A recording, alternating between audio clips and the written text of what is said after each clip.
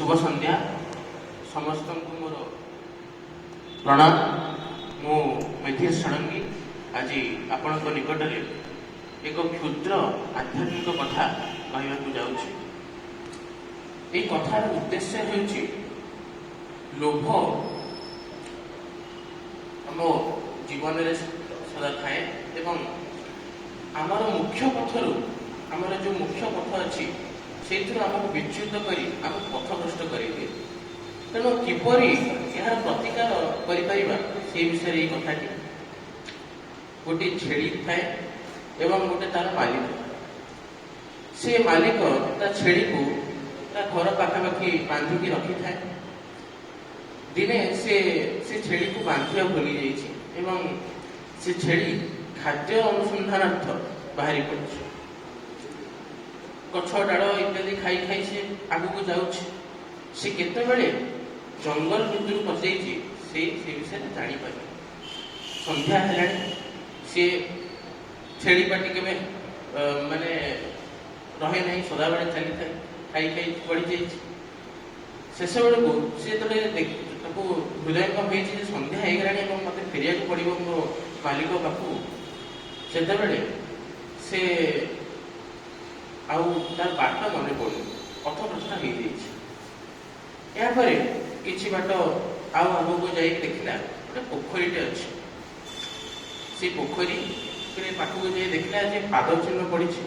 कौ पाद चिन्ह ना सिंहर पाद चिन्ह। सिंह केतबेले गोटे से पोखरी दे जाता पाद चिन्हटा रही जो पाद चिन्ह तार रही से पाद चिन्ह पाखे बसी पड़ा एवं से राति भी हो जाता। रातिर प्रथम प्रहर में किसी हिंस्र जंतु मैंने आसिले मारिबा से से कहला मोर आपण जी मत मारे तेज किसी असुविधा नहीं किंतु ये जो पाद चिन्ह जहाँ पड़ी सी मत रखी अर्थ सी सिंह ये रखी बहुत है। से जीवजंतु मैंने देखिले क्या पाद चिन्ह सिंह सी भयभीत होगले मारे तार किसी क्षति कले। एपरी प्रथम प्रहर गला द्वितीय प्रहर और शेष प्रहर निजे सिंह आसे।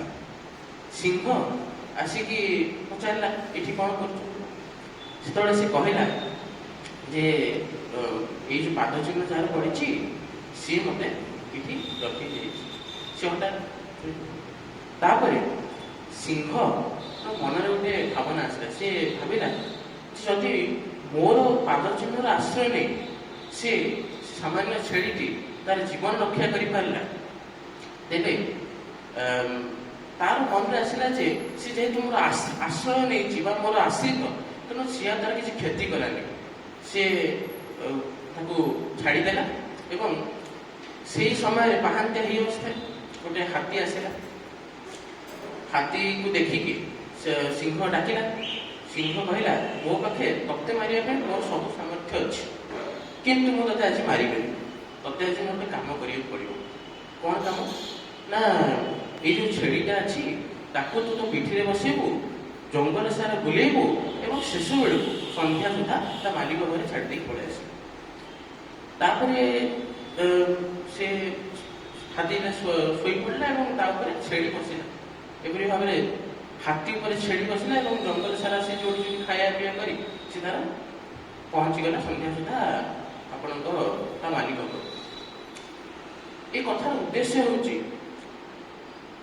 लोभ आमको सदा बेले खाद्य लोभ हो तो अन्य जो लोभ हो से आम सदा बेले पथभ्रष्ट करे।